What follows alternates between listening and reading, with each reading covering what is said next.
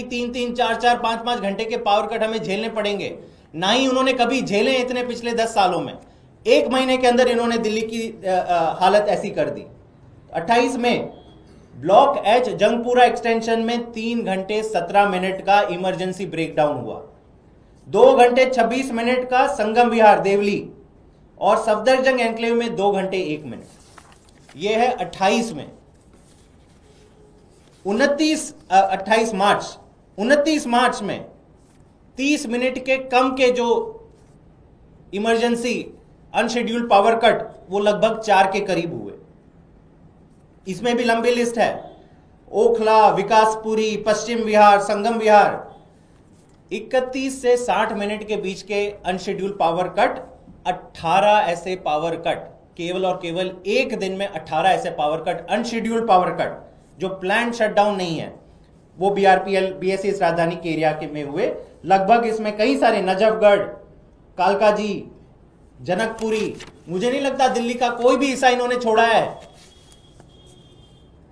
हर जगह पे लिखा है ट्रिपिंग, इमरजेंसी ब्रेकडाउन, कोई तरीके का प्लान्ड पावर कट नहीं है। ये पूरी की पूरी इन्हीं की असफलता है। तो इसी तरीके से कई इलाके ऐसे हैं, श्यामनगर, खेरा विलेज, विकासपुरी, ओखला। उसके बाद 6 ऐसे और इंस्टेंसेस है। ये तो हो गए 1 घंटे से कम। 1 से 2 घंटे के बीच में 29 मार्च की अगर बात करें तो 6 ऐसी जगह हैं जहां पे 1 से 2 घंटे के पावर कट लगे हैं। और इसमें नाम आता है मटियाला, बिंदापुर, विकासपुरी, नवादा, कई ऐसे एरियाज। तो ये एक लिस्ट है 29 की।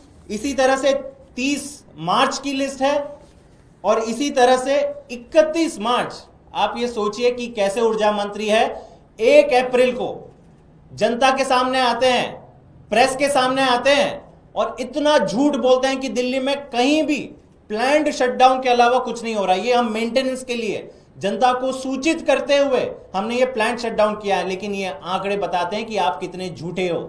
आप ये एक्सेप्ट करने के लिए तैयार नहीं हो कि आपकी केवल 1 महीने की सरकार, 1.5 महीने की सरकार में पूरी तरह से दिल्ली की जो ऊर्जा व्यवस्था है वो पूरी तरह से ठप हो गई है, उसका बेड़ा गर्क हो गया है। और मैं चाहता हूं आशीष सूद जी, आप जनता के सामने आइए और इस डेटा का उत्तर दीजिए। आपने सदन के अंदर से झूठ बोला है, या तो आप ये बताइए कि ये डेटा गलत है, या तो दिल्ली की जनता के सामने आके माफी मांगिए कि आपने अपना काम नहीं किया।